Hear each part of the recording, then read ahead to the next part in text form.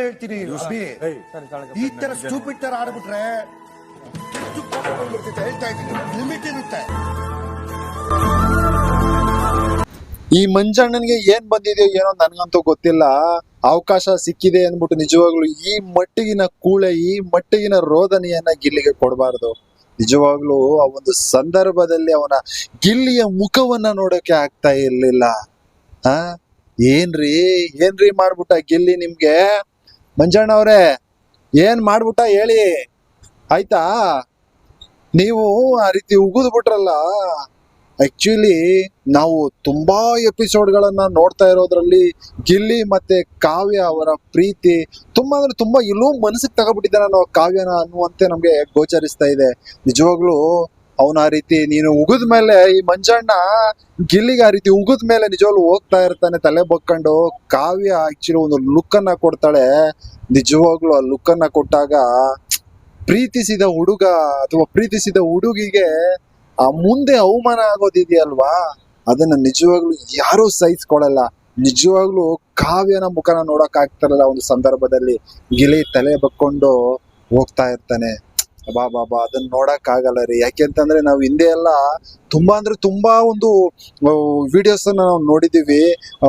ಧನುಷ್ ಪಕ್ಕ ಹೋಗ್ಬಿಟ್ಟು ಬೇಕು ಅಂತ ಕುತ್ಕೊಳ್ತಾಳೆ ಕಾವ್ಯ. ಆದ್ರೆ ಯಾವುದೇ ಕಾರಣಕ್ಕೂ ಅವನ ಪಕ್ಕ ಕೂರೋಗ್ ಬಿಡಲ್ಲ ನಮ್ ಗಿಲ್ಲಿ. ಎಳ್ಕೊಂಡು ತನ್ನ ಪಕ್ಕ ಕೂರಿಸ್ಕೊಳ್ತಾನೆ. ಅಂದ್ರೆ ಆ ಮಟ್ಟಿಗೆ ಇನ್ನೋಸೆಂಟು, ಆ ಮಟ್ಟಿಗೆ ನಮಗೂ ಅನ್ಸುತ್ತೆ ಎಲ್ಲೋ ಏನು ಆಡಂಬರಗಳಿಲ್ಲ ಗಿಲ್ಲಿ ಹತ್ರನು, ಕಾವ್ಯ ಹತ್ರನು ಏನು ಆಡಂಬರಗಳಿಲ್ಲ.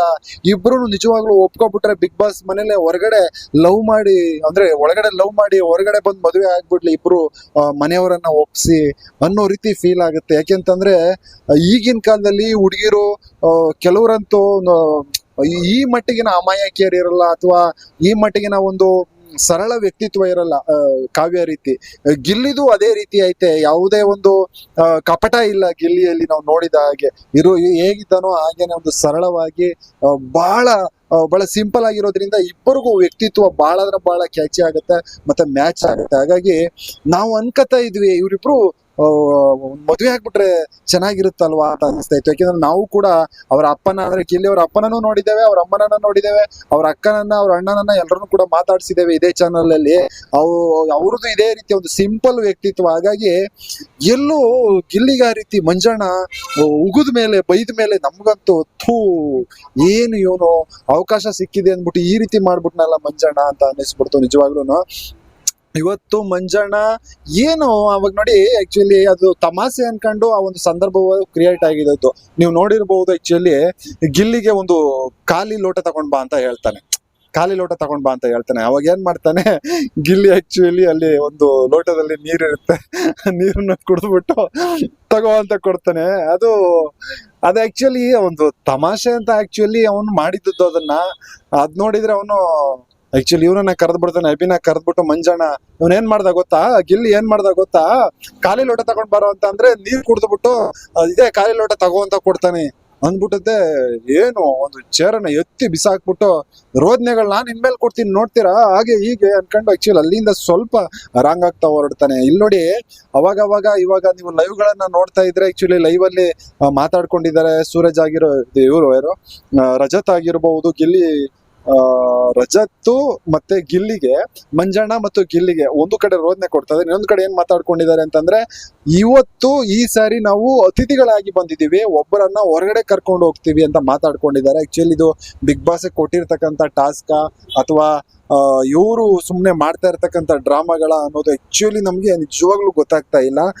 ಒಂದ್ ವೇಳೆ ಬಿಗ್ ಬಾಸ್ ಏನಾದ್ರು ಈ ರೀತಿಯಾದ ಒಂದು ಟಾಸ್ಕ್ ಅನ್ನ ಕೊಟ್ಬಿಟ್ಟಿದ್ರೆ ಇವರೆಲ್ಲರೂ ಕೂಡ ಈಗ ಆಕ್ಚುಲಿ ನಾವು ನೋಡಿರೋ ಹಾಗೆ ಗಿಲ್ಲಿಯನ್ನ ಟಾರ್ಗೆಟ್ ಮಾಡ್ತಾ ಇದ್ದಾರೆ ಅಲ್ವಾ. ಗಿಲ್ಲಿಯನ್ನ ಟಾರ್ಗೆಟ್ ಮಾಡ್ತಾ ಇರೋದ್ರಿಂದ ಅವ್ನಿಗೆ ರೋದನೆಗಳನ್ನ ಕೊಡ್ತಾ ಇರೋದ್ರಿಂದ ಎಲ್ಲೋ ಗಿಲ್ಲಿಯನ್ನ ಆಚೆ ಕರ್ಕೊಂಡು ಹೋಗ್ಬಿಡ್ತಾರೋ ಅನ್ನುವಂತ ಒಂದು ಭಯ ಗಿಲ್ಲಿಯ ಅಭಿಮಾನಿಗಳಲ್ಲಿ ಇದೆ.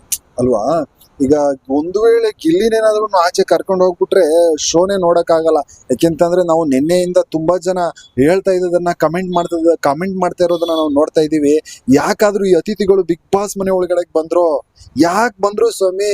ನಮ್ಗೆ ನಿಜವಾಗ್ಲೂ ಮೊದಲೇ ಶೋ ಏನಿತ್ತು, ಅಶ್ವಿನಿ ಗೌಡ ಅವ್ರದ್ದಾಗಿರ್ಬೋದು, ಗಿಲ್ಲಿ ಅವ್ರದ್ದಾಗಿರ್ಬೋದು, ರಕ್ಷಿತದಾಗಿರ್ಬೋದು, ಆ ಒಂದು ಆಟನೇ ಚೆನ್ನಾಗಿತ್ತು. ಅಲ್ಲೇ ಗಿಲ್ಲಿ ಒಳ್ಳೆ ಎಂಟರ್ಟೈನ್ಮೆಂಟ್ ಮಾಡ್ತಾ ಇದ್ದ, ಒಳ್ಳೆ ಆಟವನ್ನ ಆಡ್ತಾ ಇದ್ದ. ಆ ಒಂದು ಶೋನ ನೋಡಕ್ಕೆ ನಮ್ಗೆ ಚೆನ್ನಾಗಿತ್ತು. ಇವಾಗ ಇವ್ರು ಬಂದಿದ್ರಿಂದ ಏನೋ ಶೋನೇ ಬೇರೆ ರೀತಿ ಕಾಣಿಸ್ತಾ ಇದೆ ನಮ್ಗೆ.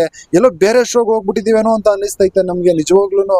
ಫಸ್ಟ್ ಈ ಅತಿಥಿಗಳನ್ನ ಹೊರಗಡೆ ಕರ್ಕೊಬಿಡಿ ಬಿಗ್ ಬಾಸ್ ಇಂದ ಅಂತ ತುಂಬಾ ಜನ ಕಮೆಂಟ್ ಗಳನ್ನ ಮಾಡ್ತಾ ಇದಾರೆ. ತುಂಬಾ ಜನ ಮಾತಾಡ್ತಾ ಇದಾರೆ. ನಿಜವಾಗ್ಲೂ ನಮಗೂ ಹಂಗೆ ಅನ್ನಿಸ್ತು. ಯಾಕೆಂತಂದ್ರೆ ಈ ಹಿಂದೆ ಎಲ್ಲ ನಾವು ನೋಡಿದ್ವಿ, ಗೆಸ್ಟ್ ಗಳು ಬರ್ತಾ ಇದ್ರು, ಬಂದ್ರೆ ಸ್ವಲ್ಪ ದಿನ ಬಿಗ್ ಬಾಸ್ ಮನೆ ಒಳಗಡೆ ಇರ್ತಾ ಇದ್ರು, ಒಂದು ದಿನ ಇರ್ತಾ ಇದ್ರು, ಅಬ್ಬಾಬಾ ಅಂದ್ರೆ 2 ದಿನ ಇರ್ತಿದ್ದೆ ಹೆಚ್ಚು. ಆದ್ರೆ ಈ ಸಾರಿ ನೀ ನೋಡಿ, ಆಕ್ಚುಲಿ 1-2 ಮುಗಿದಾಯ್ತು, ಇವತ್ತು 3ನೇ ದಿನ. ಇವತ್ತು ಇರ್ತಾರೆ ಅನ್ಸುತ್ತೆ, ನಾಳೆನೂ ಇರ್ತಾರೆ ಅನ್ಸುತ್ತೆ, ಎಷ್ಟು ದಿನ ಇರ್ತಾರೆ ಏನೋ ಗೊತ್ತಿಲ್ಲ. ಬಿಗ್ ಬಾಸ್ ಈ ಸಾರಿ ಟ್ವಿಸ್ಟ್ ಮೇಲೆ ಟ್ವಿಸ್ಟ್ ಅನ್ಕೊಂಡು ಆಕ್ಚುಲಿ ಯಾವ ಮಟ್ಟಿಗಿನ ಟ್ವಿಸ್ಟ್ ಕೊಡಕ್ ಹೊರಟಿದಾರೋ ಏನೋ ಗೊತ್ತಿಲ್ಲ. ನೋಡಿ, ಈಗಾಗ್ಲೇ ನಿನ್ನೆ ಎಲ್ಲ ತುಂಬಾ ಜನ ಶೋನೇ ನೋಡಿಲ್ಲ. ಗಿಲ್ಲಿಗೆ ಅವರು ರೋದನೆಗಳನ್ನ ಕೊಡ್ತಾ ಇರೋದ್ರಿಂದ ನಾವು ಶೋ ನೋಡಕ್ ಆಗ್ತಾ ಇಲ್ಲ. ಏನೋ ಒಂಥರ ಬೇಜಾರಾಗ್ತಾ ಇದೆ. ನಮ್ಮ ಪ್ರೀತಿಯ ನಟ ಅಥವಾ ನಮ್ಮ ಪ್ರೀತಿಯ ಗಿಲ್ಲಿಗೆ ಈ ರೀತಿ ಆಗ್ತಾ ಇರೋದ್ರಿಂದ ನಾವು ಶೋನೇ ನೋಡಕ್ ಆಗ್ತಾ ಇಲ್ಲ, ಹಾಗೆ ಹೀಗೆ ಅಂತ ತುಂಬಾ ಜನ ಬೇಜಾರ್ ಮಾಡ್ಕೊಳ್ತಾ ಇದ್ದಾರೆ. ಎಸ್, ಇಲ್ಲಿ ಈ ರೀತಿಯಾಗಿ ಒಂದು ರೀತಿಯ ಒಂದು ರೋದನೆ ಇದು ಆಗ್ತಾ ಇದೆ. ಆಮೇಲೆ ಇನ್ನೊಂದು ಕಡೆ ಇಲ್ಲಿ ಅಶ್ವಿನಿ ಗೌಡ ಅವ್ರದ್ದು ಇಲ್ಲಿ ತುಂಬಾ ಇಷ್ಟ ಆಯ್ತು ನಮ್ಗೆ.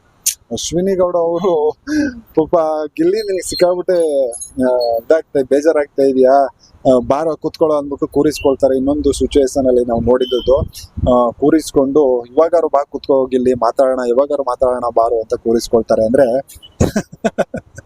ಪಾಪ ಗಿಲ್ಲಿಗೆ ಈಗ ಸಪೋರ್ಟ್ ಮಾಡ್ತಾ ಇದಾರೆ ಅಶ್ವಿನಿ ಗೌಡ ಅವರು. ಅಂದ್ರೆ ಗಿಲ್ಲಿಗೆ ಆ ಮಟ್ಟಿಗಿನ ಒಂದು ರೋದನೆಗಳ ಕೊಡಕ್ ಸ್ಟಾರ್ಟ್ ಮಾಡಿದಾನೆ. ಮಂಜಣ್ಣ ಆಗಿರ್ಬೋದು, ಆಯ್ತಾ, ಇವರು ರಜತ್ ಆಗಿರ್ಬೋದು, ಇವರೆಲ್ಲ ರೋದನೆಗಳನ್ನ ಕೊಡ್ತಾ ಇರೋದ್ರಿಂದ ಇದನ್ನ ಯಾಕೆಂದ್ರೆ ಗಿಲ್ಲಿ ಹೇಳ್ತಾನೆ, ನಾನು ನಮ್ಮ ಮನೆಯವ್ರಿಗೆ ಎಲ್ಲಿ ನೋವುಗಳಾಗುತ್ತೋ ಅವ್ರಿಗೆ ತೊಂದರೆಗಳಾಗುತ್ತೆ ಕ್ಯಾಪ್ಟನ್ ಆಗೋಕೆ. ಅವಾಗ ಧನುಷ್ ಹೇಳ್ಬಿಟ್ಟ, ನೋಡಿ ನೀನು ಹೆಂಗ್ ಬೇಕಾದ್ರೂ ಆಟ ಆಡ್ಕೊಳೋ, ಆದ್ರೆ ನಮ್ಮ ಆಟಕ್ಕೆ ನೀನ್ ತೊಂದರೆ ಮಾಡ್ಬೇಡ ಅಂದ್ಮೇಲಿಂದ ತುಂಬಾ ಸೈಲೆಂಟ್ ಆಗ್ಬಿಟ್ಟ ಗಿಲ್ಲಿ ಹೇಳ್ತಾನೆ ಅಶ್ವಿನಿ ಗೌಡ ಅವ್ರಿಗೆ, ನಮ್ಮ ಮನೆಯವ್ರಿಗೆ ಎಲ್ಲಿ ತೊಂದರೆ ಆಗುತ್ತೋ ಅಂತ ನಾನು ಸೈಲೆಂಟ್ ಆಗಿದ್ದೀನಿ ಅಂತ.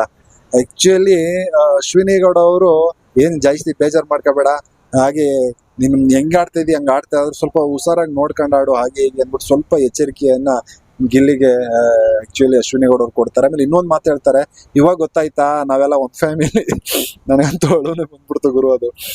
ಈಗ ಗೊತ್ತಾಯ್ತಾ ನಾವೆಲ್ಲ ಒಂದ್ ಫ್ಯಾಮಿಲಿ ಅಂತ. ಅವಾಗೆಲ್ಲ ಒಂದ್ ಜಗಳ ಆಡ್ತಾ ಇದ್ವಿ, ಆದ್ರೆ ಹೊರಗಡೆಯವರು ಒಳಗಡೆಗೆ ಬಂದಾಗ ನಿಜವಾಗ್ಲೂ ನಮ್ಮ ಫ್ಯಾಮಿಲಿ ಅಂತ ಅರಿವಾಯ್ತಲ್ವ ನಿಮಗೆ ಗಿಲ್ಲಿ ಅಂತ ಆಕ್ಚುಲಿ ಅಶ್ವಿನಿ ಗೌಡ ಅವರು ಹೇಳಿದ್ರು. ಅದಂತೂ ತುಂಬಾ ಮನಸ್ಸಿಗೆ ಮುಟ್ಟುಬಿಡ್ತು.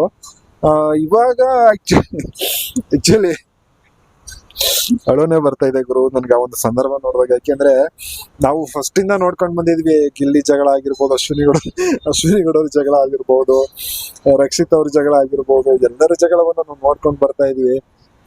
ಏನಪ್ಪ ಹಿಂಗ್ ಜಗಳ ಆಡ್ತಾರೆ ಒಂದ್ ಮನೇಲಿ ಇದ್ದು ಅನ್ಕೊಂಡ್ವಿ. ಆದ್ರೆ ಹೊರಗಡೆಯಿಂದ ಬಂದಾಗ ಬೇರೆಯವರು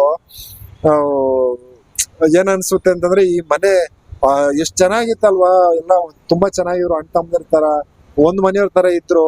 ಈಗ ಯಾರೋ ಹೊರಗಡೆಯಿಂದ ಬಂದ್ಬಿಟ್ಟು ಸಿಕ್ಕಾಬಿಟ್ಟು ದಬ್ಬಾಳಿಕೆ ಮಾಡ್ತಾ ಇದಾರೆ ಅಂತಂದಾಗ ನಿಜವಾಗ್ಲೂ ಅದನ್ನ ಸಹಿಸ್ಕೊಳಕ್ ಆಗಲ್ಲ. ಹಂಗಾಗಿ ನನ್ಗೇನೋ ಒಂಥರ ಕಣ್ಣೀರ್ ಬಂದಂಗ ಆಯ್ತು.